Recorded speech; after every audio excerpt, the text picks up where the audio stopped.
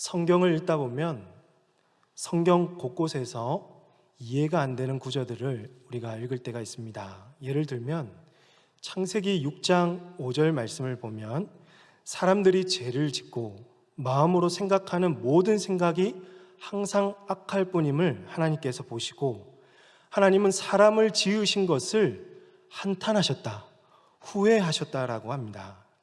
아니, 하나님은 결코 실수가 없으신 분이신데 또 변치 않으신 분이신데 후회를 하셨다니, 한탄을 하셨다니, 그럼 하나님께서 실수라도 한 것일까요? 의문이 드는 것이죠. 또 하나님은 이사야서 34장 2절 말씀에서 열방을 향하여 진노하시고 만군을 향하여 분을 내셨다라고 합니다. 하나님이 화를 내셨다는데 도대체 하나님은 화를 어떻게 내시는지 궁금하기도 하죠. 오늘 읽은 말씀처럼 하나님은 질투하시는 하나님이라고 합니다. 아니, 하나님이 우리처럼 질투를 하신다고? 그럴 리가. 하나님이 정말 그렇게 속이 좁으신 분이신가? 라며 의문이 든다는 거죠. 이처럼 인간의 특성이나 감정을 하나님의 속성이나 행동으로 묘사하는 것을 뭐라고 말씀하냐면 신인 동형론이라고 부릅니다. 사람이 하나님의 마음과 상태를 다 이해할 수 없기 때문에 인간이 이해할 수 있는 언어로 하나님을 표현하는 것을 드러내는 거죠. 그 대표적인 예가 오늘 읽은 질투하시는 하나님이라고 할 수가 있을 텐데요. 기억할 것은요, 하나님의 질투는 사람들이 하는 질투심이나 시기심 또는 로마 신화에 나오는 질투의 여신 헤라처럼 질투하는 분이 아니라는 것이죠. 사람은 언제 여러분 질투를 할까요? 여러분도 질투를 해보셨죠? 질투는 끝이 없다고 그럽니다. 질투는 다른 사람이 가진 무언가를 시기하고 탐내는 마음입니다. 나는 남들에게 사랑을 받지 못하고 인정받지 못하는데 어떤 사람은 나보다 사랑도 많이 받고 인정도 많이 받으면 그 사람이 미워지면서 질투가 생깁니다. 또 상대방이 내게 없는 것을 많이 가져서 사람들에게 동경과 사랑의 대상이 되었을 때 마음속에서 그 사람이 점점 미워지면서 시기와 질투심이 생기는 것이죠. 또 지금까지 사람들에게 사랑을 많이 받아왔습니다. 그런데 어느 날 나보다 조금 더 나은 사람이 나타나서 나의 사랑을 다 빼앗길 것 같으면 그 속에서 두려움과 걱정, 이것이 바로 질투심에서 오는 것이라는 거죠. 그래서 한 가정에서 여러분 둘째가 생기면요, 첫째는 둘째를 그렇게 질투를 하나 봅니다. 제 아들한테도 아들아, 동생이 있었으면 좋겠어 라고 물었거든요. 예전에는 당장이라도 이마트에 가서 2만 원 주고 사오라고 그랬었는데 요즘에는 동생이 없었으면 좋겠다라고 합니다. 왜 그러냐고 물어보니까 자기 물건을 동생한테 빼앗길 것 같고 지금까지 엄마 아빠의 사랑을 독차지해왔는데 그 사랑을 빼앗길까 봐 그 마음속에 자연스럽게 질투심이 생기는 것입니다. 그런데 인간의 질투심이 불타오르면 부정적인 영향을 미치고 좋지 못한 결과를 낳습니다. 성경에서도 질투로 인해서 좋지 않은 결과를 낳은 이야기들을 우리가 많이 접할 수 있는데요. 예를 들어서 우리가 잘 아는 가인도 하나님이 자기 재물은 받지 않고 동생 아벨의 재물을 받은 것에 대해서 분하고 질투심을 느껴서 무엇이 일어났습니까? 최초의 살인이 일어났죠. 또 야곱이 요셉을 편애하게 사랑하니까 그의 형들이 질투하여서 요셉을 어떻게 했습니까? 미디안 상인에게 팔아버렸습니다. 형제들끼리 불화가 일어났고요. 또 아버지 야곱과 관계가 좋지 않게 되었죠. 이스라엘 초대 왕 사울도 사울은 천천히요 다윗은 만만히로다, 사람들에게 칭송받는 다윗을 보면서 그의 마음에 질투가 생겨서 그를 죽이고자 하였습니다. 사울은 하나님이 왕으로 세우신 것조차 후회할 만큼 비참한 지경에 이르게 되었죠. 이처럼 인간의 질투는 타락한 성품 중에 하나이고 사람들끼리 다툼이 일어나고 관계가 깨어지면서 심지어 죽음에 이르게 하는 비참한 지경에 이르기까지 하는 것입니다. 그런데 여러분, 오늘 십계명 본문에서 하나님은 스스로를 질투하는 하나님이라고 소개하고 있습니다. 출애굽기 34장 14절에서도 너는 다른 신에게 절하지 말라. 여호와는 질투라 이름하는 질투의 하나님이니라. 신명기 6장 14절과 15절 말씀에서도 너희는 다른 신들 곧 내 사면에 있는 백성의 신들을 따르지 말라. 15절 말씀 같이 한번 읽겠습니다. 시작. 너희 중에 계신 너희의 하나님 여호와는 질투하시는 하나님이신즉 너희의 하나님 여호와께서 내게 진노하사 너를 지면에서 멸절시키실까 두려워하노라 라고 말씀하셨습니다. 하나님은 백성들에게 우상 숭배의 금지 명령과 함께 스스로를 질투하시는 하나님이라고 거듭해서 말씀하고 계십니다. 그렇다면 하나님의 질투는 인간의 그 타락한 본성과 같은 것일까요? 아니겠죠. 하나님의 질투는 인간의 질투와 근본적으로 다릅니다. 인간의 질투는 자기를 사랑하는 감정이 상대방에게 드러나서 악한 결과를 낳지만, 하나님의 질투는 당신의 그 사랑의 감정을 그 사랑하는 대상들에게 나타내시며 하나님의 그 강한 사랑, 크신 사랑을 그들에게 보여주신다는 것이죠. 그래서 하나님의 질투 안에는 그 대상을 향한 하나님의 거룩한 열망, 그 열정이 숨겨져 있다는 것이죠. 이것을 오늘 십계명 2계명에서 잘 보여주고 있는데요. 십계명 2계명은 지난번에 말씀드렸듯이 하나님을 예배하는 방식에 대한 규례였습니다. 인간들이 정하거나 고안해낸 방식대로 하나님을 예배하지 말고 창조주 하나님께서 그의 피조물들에게 정해놓으신 예배 방식대로 하나님을 예배하라는 것이었죠. 사람들은 종교적인 열심을 가지고 자기들을 위해서 새긴 우상을 만들거나 어떤 형상을 만들어서 그것에게 절하고 또 섬기면 안 되었던 것이죠. 그것은 바로 다른 신을 섬기는 우상 숭배였기 때문이죠. 하나님은 백성들이 우상 숭배하는 것을 가장 싫어하십니다. 왜냐하면 하나님은 바로 질투하시는 하나님이시기 때문입니다. 이때 히브리어로 질투라는 단어는 카나라는 단어를 사용하는데요. 이 단어의 뜻은 시기하다, 열정으로 불태우다, 열심히 하다라는 뜻이 있습니다. 즉 히브리어 엘카나, 엘은 하나님이죠. 하나님의 질투라는 이 단어는 하나님의 뜨거운 심정, 가슴, 또 하나님의 그 열정과 열심을 의미합니다. 그러니까 이스라엘 백성들이 우상 숭배할 때 하나님의 마음에는 극심한 질투심으로 불타오른다는 것이죠. 그래서 신명기 4장 23절과 24절 말씀을 보시면 너희는 스스로 삼가 너희 하나님 여호와께서 너희와 세우신 언약을 잊지 말고 내 하나님 여호와께서 금하신 어떤 형상의 우상도 조각하지 말라. 24절 같이 읽겠습니다. 시작. 내 하나님 여호와는 소멸하는 불이시요 질투하시는 하나님이시니라 라고 말씀하고 계십니다. 이스라엘 백성들이 어떤 형상을 만들거나 우상을 조각하면 하나님의 마음은 불처럼 활활 타올라서 그들을 질투하실 것이며, 만약에 이스라엘 백성들이 우상을 숭배하게 된다면 26절 말씀에 기록된 대로 너희가 요단을 건너가서 얻는 땅에서 속히 망할 것이라.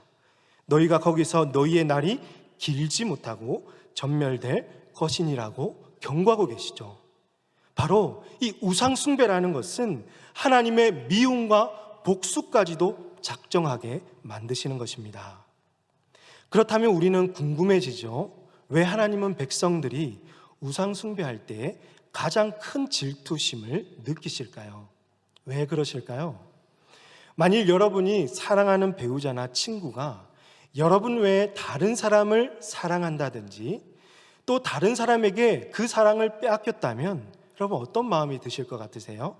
속에서 부글부글 끓겠죠. 감히 나 왜 다른 사람을 만난다고? 네가? 요것 봐라 하면서, 그죠? 만일 그 대상에게 이런 마음이 생기지 않는다면 상대방을 향한 사랑이 식었거나 사랑하지 않는 것일 것입니다. 바로 이것이죠. 진정한 사랑은 질투하게 되어 있고요, 질투가 없는 사랑은 사랑이 아니라는 것이죠. 하나님께서는 자기 백성을 너무도 사랑하시기 때문에 자기 백성들이 헛된 우상에게 향하는 것을 보고는 안타까워하시고 또 거짓 신들에게 넘어가는 모습을 보시면서 마음 아파하시는 것입니다. 하나님은 내가 사랑하는 백성이 다른 거짓 신들을 쫓아갈까 봐, 하나님을 거짓 방식으로 예배할까 봐, 우상들로 인하여 순결한 신앙을 더럽힐까 봐 속상해 하시면서 나 외에 다른 것에 마음 빼앗기는 것을 보시면서 극도의 질투심이 불타오르시는 것입니다. 정리하면 하나님의 질투는 백성을 향한 뜨거운 사랑이며 거룩하신 품성으로부터 우러나오는 하나님의 뜨거운 열정을 드러내고 있는 것입니다. 사랑하는 성도 여러분, 오늘 이 말씀 속에서 하나님의 사랑이 느껴지십니까? 하나님이 우리를 얼마나 가까이 두기를 원하시며 하나님만을 사랑하기를 원하시는지 여러분의 마음 깊은 곳에 울림이 있으신지요? 하나님은 우리를 진짜 사랑하시는 것입니다. 다른 우상에게 빼앗기고 싶지 않을 만큼 열정적으로 단 한순간도 우리를 포기하지 않으시고 사랑하신다는 것입니다. 그러므로 사랑하는 성도 여러분, 지금 하고 있는 우리의 모든 우상 숭배를 다 버리시기를 바랍니다.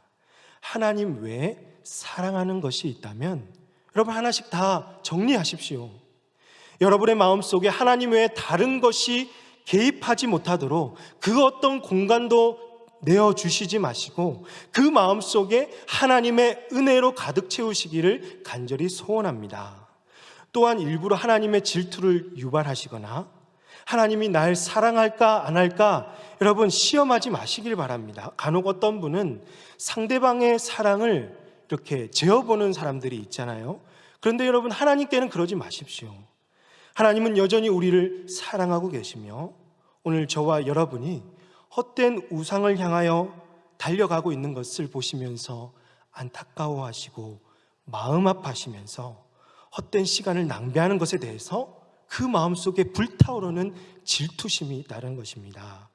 날마다 불타오르는 하나님의 그 열정적인 사랑을 깊이 알아서 매일같이 하나님 곁에서 오직 하나님만 사랑하시는 저와 여러분이 되시기를 주님의 이름으로 축복합니다. 하나님은 스스로 질투하시는 하나님이라고 소개하고 나서 이어지는 5절 말씀에서 이렇게 말씀하죠. 나를 미워하는 자의 죄를 갚되 아버지로부터 아들에게로 3, 4대까지 이르게 하거니와 라고 말씀하셨죠. 하나님은 우상 숭배하는 자들, 또 하나님이 원하시는 방식의 예배를 드리지 않는 자들을 향해서 여러분 기억하십시오. 하나님을 미워하는 자로 여기신다는 것이죠. 내가 미워하는 게 아닌데도 하나님은 그 자를 미워하는 자로 여기신다는 것입니다. 그뿐만 아니라 하나님도 그들을 미워하신다는 거죠. 신명기 16장 22절 말씀을 보시면 자기를 위하여 주상을 세우지 말라 내 하나님 여호와께서 미워하시느니라. 그래서 우리는 하나님의 미움의 대상이 되지 않기 위해서 하나님을 미워하는 자로 오해받지 않기 위해서 우상 숭배를 제일 멀리 해야 할 것입니다. 하나님은 그에 따른 보응으로 죄를 갚으시되 아버지로부터 아들에게로 3, 4대까지 갚으신다고 합니다. 민수기 14장 18절 말씀에서도 여호와는 노하기를 더디하시고 인자가 많아 죄악과 허물을 사하시나 형벌받을 자는 결단코 사하지 아니하시고 아버지의 죄악을 자식에게 갚아 3, 4대까지 이르게 하리라 하셨나이다. 또 예레미야 32장 18절 말씀에서도 주는 은혜를 천만인에게 베푸시며 아버지의 죄악을 그 후손의 품에 갚으시오니 크고 능력 있으신 하나님이시오 이름은 만군의 여호와이시니이다 라고 기록되어 있습니다. 곧 아버지의 죄로 인해서 아들, 손자, 증손, 현손에 이르기까지 죄를 묻겠다고 하시는 거죠. 심지어 욥기 21장 19절 말씀 같이 한번 읽어볼까요? 시작. 하나님은 그의 죄악을 그의 자손들을 위하여 쌓아두시며 그에게 갚으실 것을 알게 하시기를 원하노라라고 말씀하시기까지 하셨습니다. 따라서 자녀들은 아버지의 죄로 인해서 벌을 받을 수도 있고요, 아버지의 죄가 그의 3, 4대 후손에 이르기까지 해를 끼친다고 알게 되는 것입니다. 그러나 사랑하는 성도 여러분, 만약에 이 말씀을 문자 그대로 받아들인다면 우리 자녀들 중에는 억울한 자녀도 생기지 않을까요? 자녀들은 자기의 의사와 상관없이 아버지의 잘못으로 인해서 벌을 받게 된다면 불공평하게 생각하지 않을까요? 그럼 자녀들은 이렇게 생각하겠죠. 내가 부모를 잘못 만나서, 부모는 우리 스스로 결정할 수도 없는데 하나님의 주권을 부정하는 자리로 나아가게 될 것입니다. 또한 모든 일에 수고와 노력을 할 필요성을 잃어버리게 될 것이죠. 일이 잘 풀리고 성공하면 내 탓이고, 일이 잘 안 풀리고 실패하면 조상 탓으로 여기게 될 것입니다.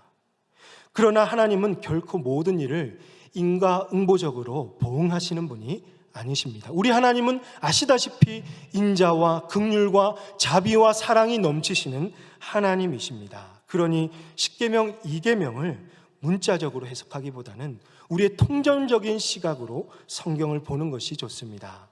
신명기 24장 16절 말씀을 보시면 율법 중에 아버지는 그 자식들로 말미암아 죽임을 당하지 않을 것이요, 자식들은 그 아버지로 말미암아 죽임을 당하지 않을 것이니 각 사람은 자기 죄로 말미암아 죽임을 당할 것이니라고 했습니다.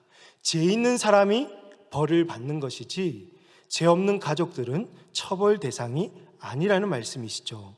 이를 그대로 실행했던 유다 왕이 있는데요, 바로 아마샤 왕이 자신의 아버지를 죽인 신복들은 죽였지만 왕을 죽인 자의 자녀들은 죽이지 아니하였으니 이는 모세의 율법책에 기록된 대로 함이라. 곧 여호와께서 명령하여 이르시기를 자녀로 말미암아 아버지를 죽이지 말 것이요, 아버지로 말미암아 자녀를 죽이지 말 것이라. 오직 사람마다 누구의 죄로요? 자기의 죄로 말미암아 죽을 것이니라 라고 이 아마샤는 율법대로, 모세의 율법대로 지켜 따랐던 것입니다.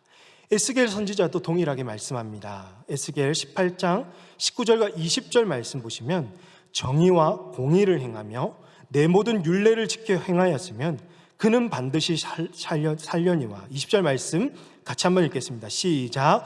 범죄하는 그 영혼은 죽을지라. 아들은 아버지의 죄악을 담당하지 아니할 것이요, 아버지는 아들의 죄악을 담당하지 아니하리니 의인의 공의도 자기에게로 돌아가고 악인의 악도 자기에게로 돌아가리라 라고 하였던 것입니다.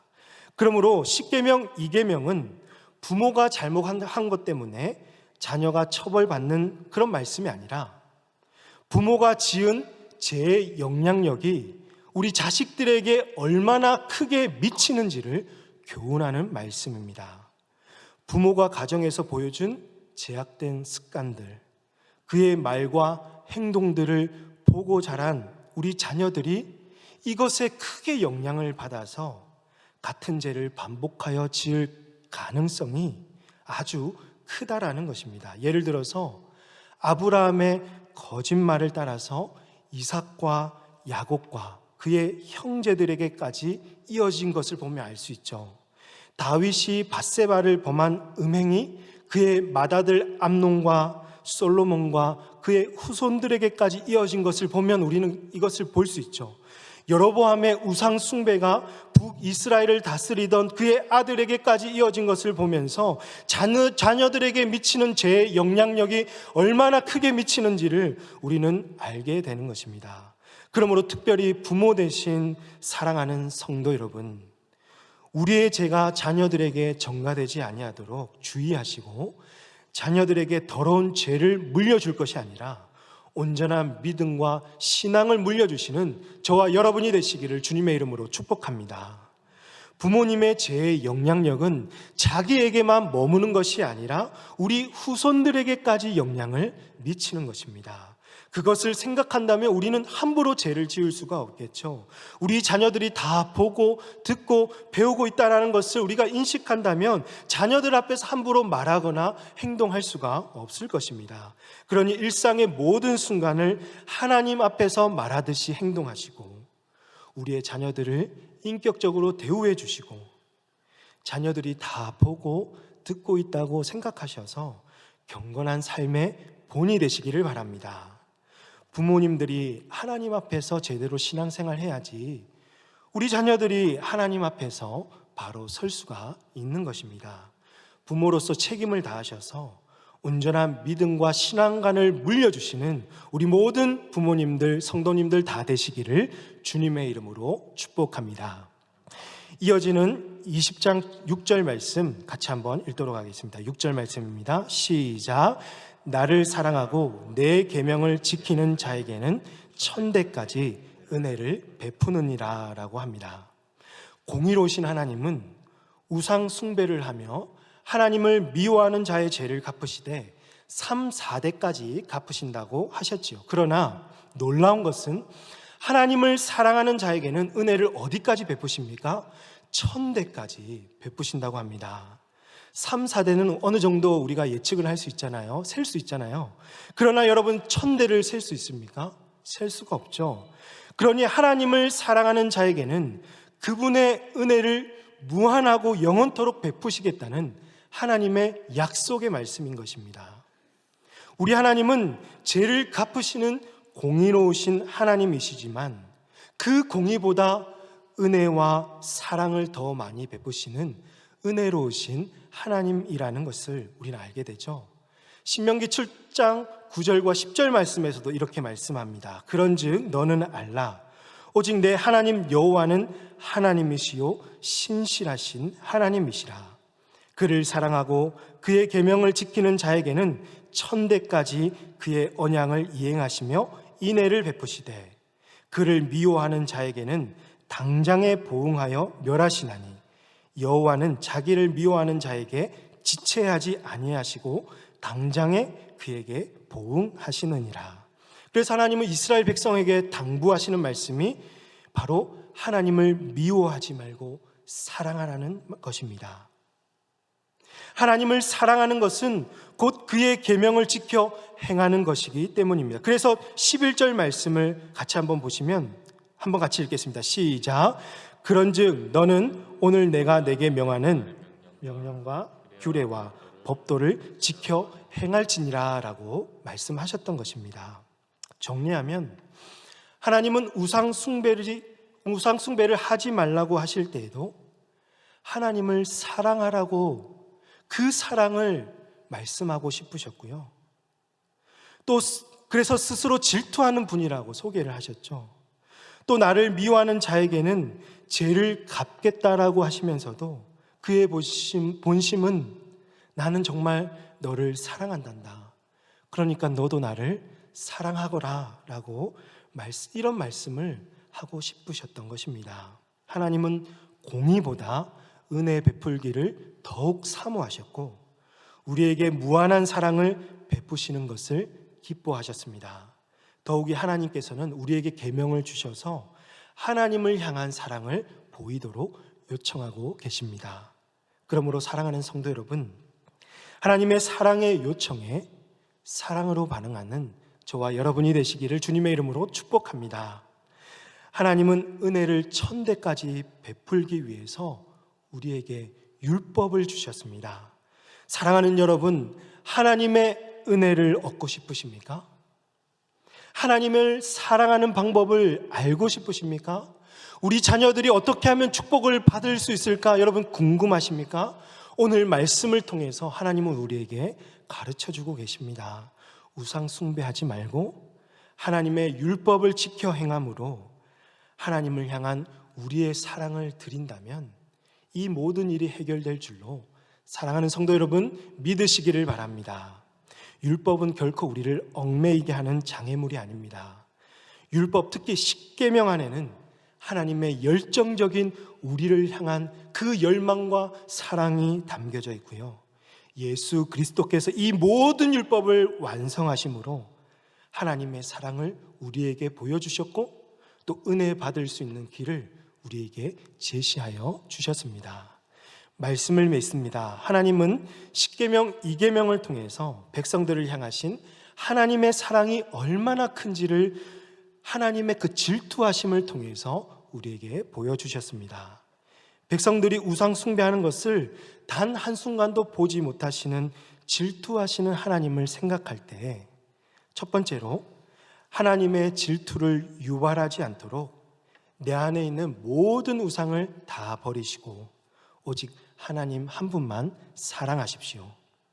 하나님은 우상 숭배하는 자들을 미워한다고 하셨습니다. 특히 부모된 자들의 우상 숭배는 그 죄의 영향력이 그 자손과 그 후대에까지 3, 4대에까지 미친다고 했습니다.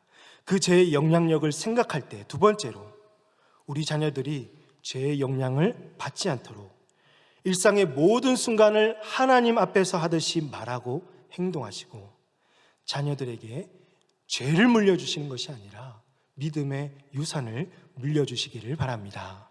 이토록 하나님은 죄를 갚으시는 공의로우신 하나님이시지만 그 공의보다 은혜 베푸시기를 더욱 사모하시는 신실하시고 좋으신 우리 하나님이십니다.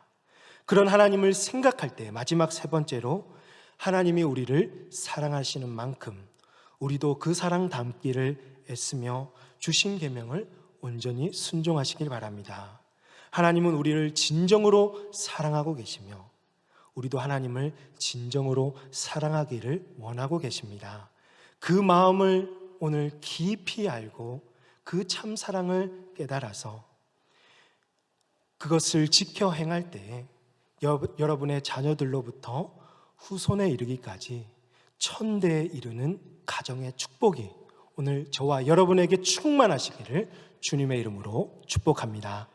이 시간에 우리 함께 찬양하도록 하겠습니다. 주의 사랑을, 주의 선하심을, 그 주님의 은혜를 생각해 보면서 우리 시간에 함께 고백하도록 하겠습니다.